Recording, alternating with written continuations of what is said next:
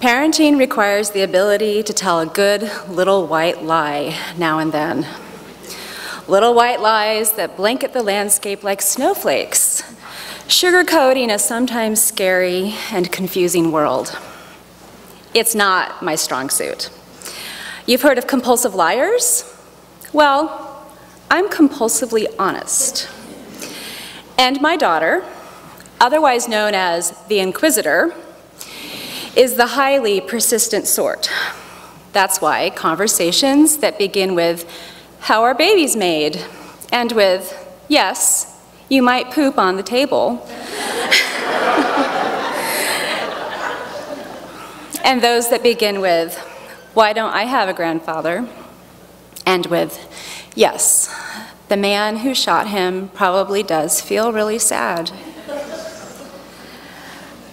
So that's why it's no small miracle that she believed in Santa and his sidekicks, the Tooth Fairy and the Easter Bunny, past her 8th birthday.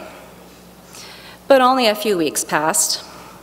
Her birthday is near the end of November, and in the second week of the following December, she informed me that her friend had said that the elf on the shelf doesn't really move by himself, and that Santa isn't real either, and she asked me if that was true. I did a little happy dance inside, celebrating that I might no longer have to move that dang elf, called Magic John, in our household. But I wasn't sure if she really wanted me to tell the truth. So I decided to do what our pediatrician had suggested: answer her question with a question. "Well, what do you think?" I asked. But as usual, she just shot it right back at me. "What do you think, Mom?" I looked her in the eyes and asked, "Do you really want to know the truth?" She considered for a moment, then gravely nodded yes. And I broke the news that it really was me all along. She started crying. On some level, her heart still wanted to believe what her mind couldn't.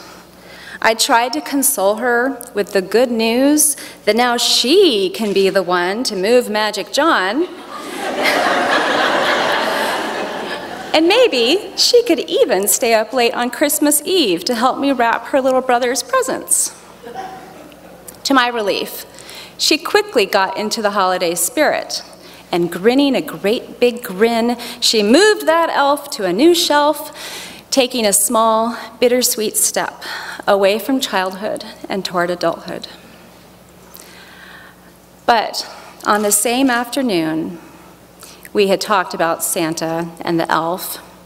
There was something else, something even harder I had to tell her.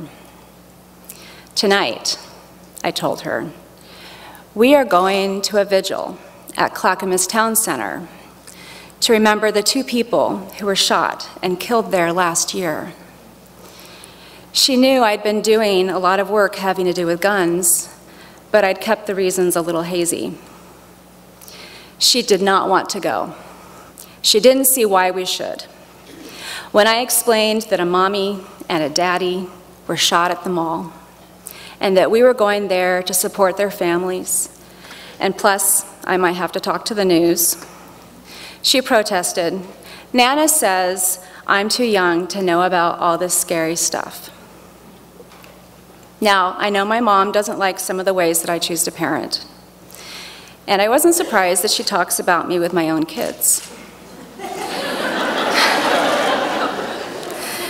There are some really good things I learned from her, but there are also things I do because I want to do things differently. Facing the world directly is one of them. So I told her, "I know it's scary, but pretending bad things don't happen doesn't make them go away. We have to open our eyes and then do something to make things better. It's sad when bad things happen to little children, like when my dad died. and I was only 10. And my brothers and sisters were your age and even younger. But we had to know what happened. We couldn't pretend. Then we talked about the children who were shot at Sandy Hook the year before, and that their brothers and sisters had to know what happened. You see, just a few months before, I had finally broken down and, in the least graphic way I could muster, answered her persistent questions about the poster in our carport with the pictures of 20 children and their 6 teachers. Somehow I had ended up with all of the signs from a rally we'd held at the state capitol, and I just couldn't bear to throw away that poster. Every day when I got into the minivan, those children's faces looked back at me from atop a table in our carport. My daughter had wanted to know who they were for months and months. And when I'd finally given in and told her the truth about those first graders, she had quietly noted that one of the boys looked like a boy in her first grade class. I tried to reassure her that these things are very rare, and I'm doing my best to make sure they never happen again. I told her the world isn't always safe, but I'm doing the best that I can to make it better. Those 20 children will never know the truth about Santa and the Easter Bunny or the elf on the shelf.